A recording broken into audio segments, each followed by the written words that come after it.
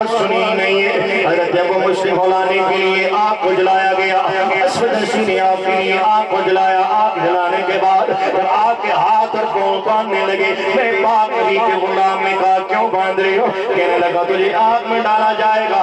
میرے پاک نبی کے غلام کا کردار دیکھیے، فرمایا آپ نبی کا غلام مصطفیٰ کا غلام ہوں، مجھے باندھو نہیں، میں پاک نبی کا غلام ہوں، میں خود چل کے آگ میں جانے کے لیے تیار۔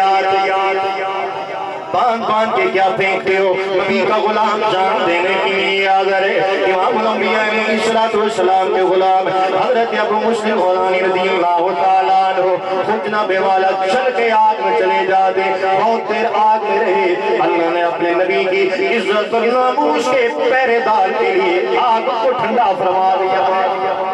آگ نے آپ کے جسم کو بھی جلایا نہیں، آپ کے کپڑے بھی جلے نہیں۔ آپ تھوڑی دیر کے بعد آگ سے نکلنے کے بعد مدینہ طیبہ میں آگے ہجرت فرما گئے۔ مدینہ طیبہ میں یہ بات پہنچ گئی کہ یمن میں غلام نبی کی عزت پہ پہرا دیے، آپ نے اسے جلایا نہیں ہے۔ حضرت فاروق اعظم سے آپ کی ملاقات ہوئی، عمر پاک جن کے سائے سے بھی شیطان بھاگتا ہے، آپ نے فرمایا جب ملاقات ہوئی فرمایا کہاں سے آئے؟ عرض کی یمن سے آیا۔ میرے پاک نبی کے غلام صحابی رسول نے مرید مصطفیٰ نے مراد مصطفیٰ نے فرمایا یمن میں ہمارا یار رہتا ہے۔ حالانکہ وہ صحابی کے تابعی، لیکن فاروق اعظم کہتے ہیں ہمارا یار جو حضور کی عزت کا پہرے دار ہو۔ ساڈا بھی غازی ممتاز قادری ہمارا، سارے ہاتھ چلتے غازی ممتاز قادری ہمارا، غازی ممتاز حسین قادری، غازی تیرے جان ساتھ، غازی تیرے جان ساتھ، غازی تیرے جان ساتھ۔ غازی ممتاز قادری شہید ساڈا کی سارا بولا ساڈا یار ہے۔ غازی المدین شہید ساڈا، غازی احمد شیمہ ہمارا، قبلہ خادم حسین رضوی ساڈے، کیوں جو مصطفیٰ کی عزت اور ناموس کا پہرے دار ہے ہمارا وہ یار ہے۔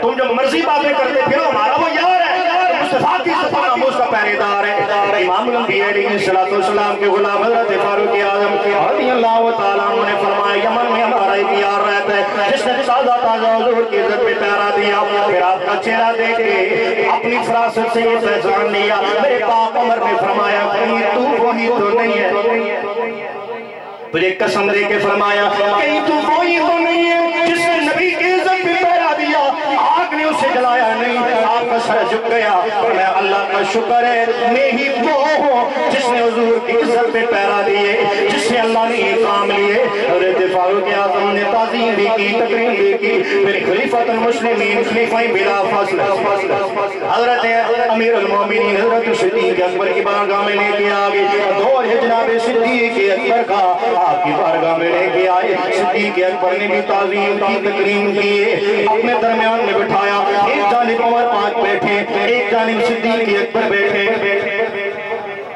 تابعی یہ صحابی لیکن شان اور عظمت حضور کی عزت کا پہرا کوئی دے تو سے، ایک طرف صدیق اکبر جیسی شخصیت بیٹھی ہے، دوسری طرف فاروق اعظم جیسی شخصیت بیٹھی ہے۔ اور حضرت فاروق اعظم کہتے ہیں یا اللہ تیرا شکر ہے کہ تم نے اس سے پہلے مجھے موت نہیں عطا فرمائی جب تک میں نے مصطفیٰ کی امت میں ایسے شیر کو نہیں دیکھ لیا جس کے ساتھ انہوں نے وہ معاملہ کیا جو حضرت ابراہیم خلیل اللہ کے ساتھ کیا۔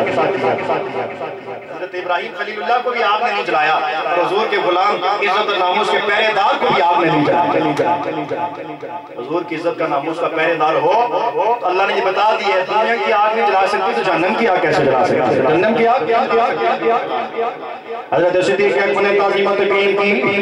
حضرت ابو مسلم ہولانی کہنے لگے صدیق آپ کے لیے دعا کریں تاکہ میں یہ لوگوں کو بتا سکوں قیامت تک آنے والے نبی کے غلاموں کو بتا سکوں۔ میرے لیے دعا چلانے والا امام الانبیاء کے غلام میرے پاک نبی کے رفیق صدیق اکبر نے کی ہے، لیکن پاک صدیق نے فرمایا اے ابو مسلم آج دعا تو کرے گا، صدیق بھی آمین کہے گا، عمر بھی آمین کہے گا، اس لیے کہ میں نبی کا غلام ہوئے۔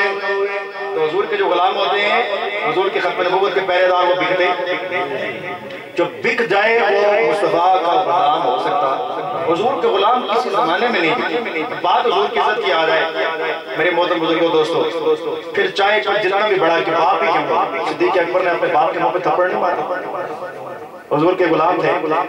ایک روایت میں آتا ہے، یہ مجموع الزوائد کے اندر یہ حدیث کے اندر، ایک روایت میں آتا ہے طلحہ بن برا ان کا نام تھا، اور ایک روایت میں آتا ہے فرا بن مالک. دونوں ناموں میں سے ایک طلحہ بن برا زیدہ جو وہ ننھے منھے شہزادے تھے، بچے تھے بھی 14، کسی نے لکھا 14 سال عمر تھی، اور کسی نے کہا کہ اس سے بھی کم. حضور جب بھی گلی سے نکلتے وہ آپ سے محبت کرتے، آپ کے سینے سے لگ جاتے، چمٹ جاتے. ایک دن کہا کہ حضور آپ مجھے اپنے پاس رکھ لیں، میں آپ کے چھوٹے چھوٹے کام کر دیا کروں گا.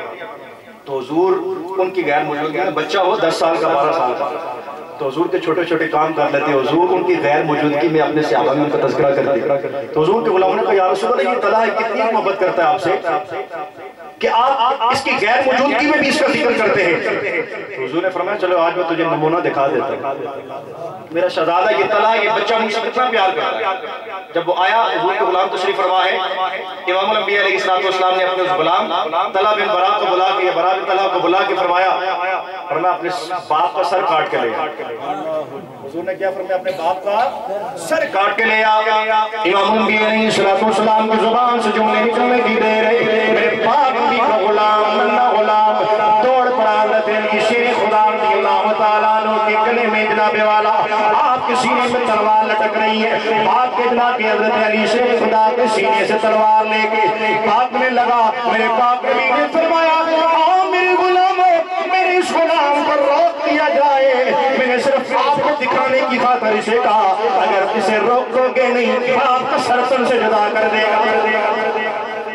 روکو گے نہیں تو باپ کا سر بھی تن سے جدا کر دے گا.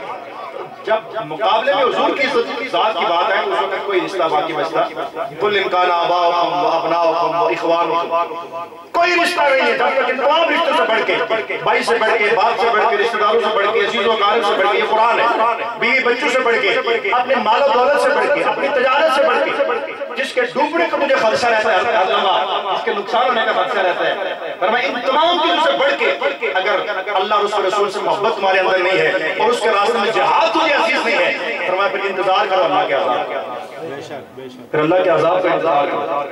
آج جو ہمیں مارے پڑ رہی ہیں، عذاب ہو رہا ہے، یہ کس لیے ہو رہا ہے کہ ہم نے اللہ اور اس کے رسول کی ذات کو پیچھے چھوڑ دیا اور دنیا کی محبت ہمارے آگے ہے، مال کی محبت آگے ہے، تجارت کی محبت آگے ہے، ہمیں سب کچھ آگے ہو جاتا ہے، اللہ اور اس کے رسول کی محبت ہمیں پیچھے نظر آ جاتی ہے. ہمیں کوئی مال و دولت سامنے آ جائے، جب 5 سال کے بعد آتے ہیں اس وقت جو ہے وہ چھوٹی چھوٹی لالچوں پہ ٹوٹی دے کھمبے دے جنابے والا روڈ نہ 1 کلومیٹر پوری ٹوری ایسا کسیاں پر اے سولے کے پروجے کیا دوسریوں ہی پھٹی ہیں. میں بھی کوئی 2 سال پہلے آیا ایسے یہی حال سر ہمارے حالی 5 سال سے بعد ایسے حال یہی ہم لگا یار ایسے اگلی بار تسی آئے ہو دے جناب روڈ پکی سے میں ہوئی نہیں سکتے. اے روڈ ایسے بڑھے ہو جیسا اے روڈ پکی سکیاں یہ کوئی ایسے روڈ تسنے یہ حال نہیں ہے، سڑک یہ حال ہے. پورے کشمیری جیتے جاؤ دے یہی حال ہے. ہر 5 سال کے بعد 1 کلومیٹر اسے کدے 5 سالے بعد سولنگ نہ دے سن، پھر 5 سالے بعد دوبارہ کٹائی دے سن. یہ کچھ 5 اتنی سالے بعد شاید کوئی شریک لوگ پیدا ہوئی جناب بالکل جی ہے کچھ 6 مہینے بعد بھی ختم ہو جائے. یہ تو ہمارا حال ہے. حالانکہ یہ ریاست کی ذمہ داری ہے. جن کاموں کے لیے مجھے اور آپ کو اپنے دروازوں پہ جو 5 سال چلایا جاتا ہے، ہمارے جوتے پھٹ جاتے ہیں. ایک ٹرانسفارمر انہیں اسلاس نے جناب وہ آئے کوئی نو جناب دینے کی باری آتی ہے کہ تُس نے پھر وفد نہیں نہ آیا جی ماں جب بچہ رویا ہے ماں دودھ بھی نہیں دینی. تُس نے ووٹ میں ٹائم سے کوئی جنابے والا ترنے ہوتا ہے، ہر بندے نے کریج بھی جانے ہوتا ہے، پتہ نہیں ہونا مریا کون نہ کڑی مری کوئی جنگت مریا مرد مریا کہ اور جیسے فاتح دی کاف کھڑی کر جملے ہو، پتہ ہی کوئی نہیں ہے. آپ ووٹ لینے کی باری آتی ہے تو آپ پورے گرائیں تُسی پھرنے ہو، کنڈیاں چاہیے پھرنے ہو، راتوں ہی پھرنے ہو، تیاری بھی پھرنے ہو. جب دینے کی باری تو اس لئے تُسی آئے کوئی نہ آپ کو پتہ نہیں ہے، آپ پھر کے نہیں کہ آپ کو معلوم نہیں ہے کہ آپ کے علاقے کی حالت کیا ہے. یہ تو آپ کی ذمہ داری تھی. لوگوں نے آپ کو کرسی دی ہے، عوام اقتدار میں پہنچائے، آپ کے ووٹوں سے پہنچائے. اب تو اس کی ذمہ داری تھی دینا کہ انہوں نے اس نے پیچھے ٹور کیے پھر دیسو پرائمری سکول چھڑے ہو جانے جہاں مڈل تک ہونے کتنا بڑا وقت سڑے بچے ہو گھنٹہ پیدل سفر کری ہائی سکولے جانے ہے گل ہے کہ پھر اسی نے پیچھے کیوں ٹور پھر اسی 5 سال اس میں محلے نا ایک بڑا صوبیدار ہے، ایک بڑا چودھری ناراض نہ ہویا میرے کوئی صوبیدار بیٹھا ہویا میں ضمن بات کر رہا ہوں. کوئی حاجی ہے کوئی صوبیدار ہے کوئی محلے کا بڑا بندہ جس کے اصل لیڈر بنایا ہونا وہ کلیاں جنابے والا بک جانا اس اپنے کو نوکری نہیں اپنے کچھ گڑیاں نہیں کچھ منڈے نہیں کوئی اپوائنٹمنٹ کوئی جنابے والا اپنا کوئی ذاتی نہیں تھا سارے کی ہاتھ پہ نہیں تھا ووٹ دے رہا. اکلا سچیاں کہ نہیں گل میں جھوٹی آواز ہوتی آخو جناب مولی جی گل جھوٹی آپ نے تو جب گل یہی ہے پھر ایسے کہ اپنی قبلہ درست کرنا چاہیے.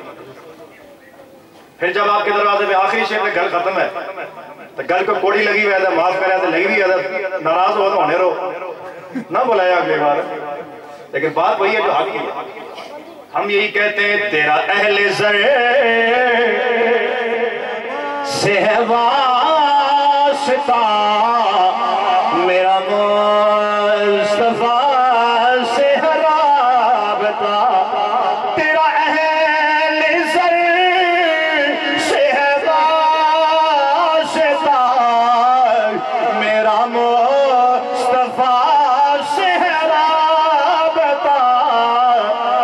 تیرا راستہ کوئی اور ہے میرا راستہ. لمبی بحث نہیں کرنی کوئی لمبی گفتگو نہیں.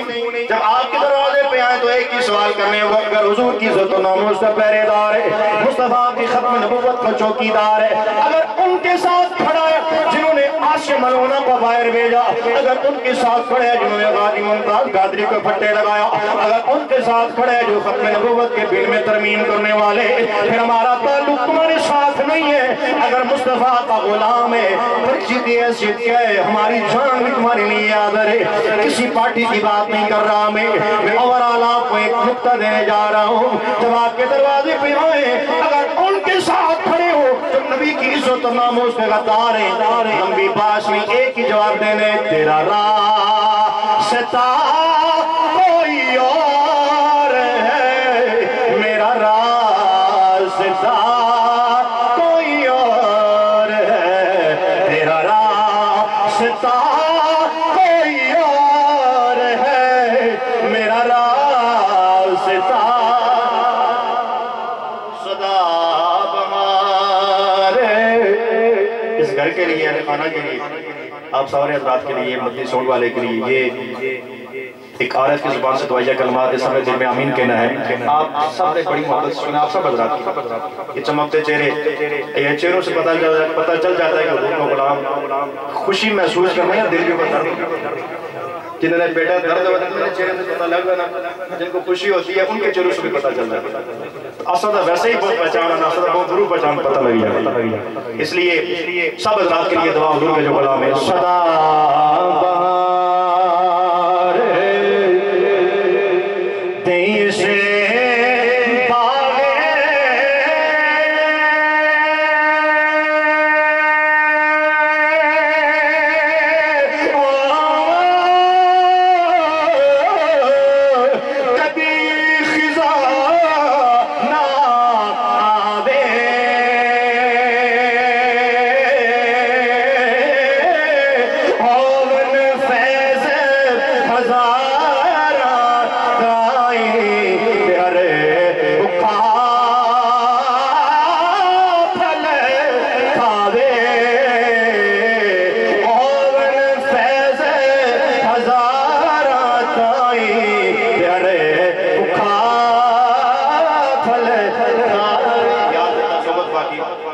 وآخر دعوانا الحمدللہ رب العالمین. ایک بار پھر میں آخر پہ بالخصوص ناصر بھائی ان کے اہل خانہ سب حضرات کے لیے دعا گو کہ اللہ تبارک و تعالی یہ جو گھر انہوں نے بنایا اللہ اس میں برکت عطا فرمائے حاسدین کی حسد سے اللہ ان کو محفوظ فرمائے شرارین کے شر سے محفوظ فرمائے. آپ جتنے حضرات ہیں اللہ تبارک و تعالی سب کے گھروں پہ اپنے رحمتوں کا نزول فرمائے. وآخر دعوانا الحمدللہ.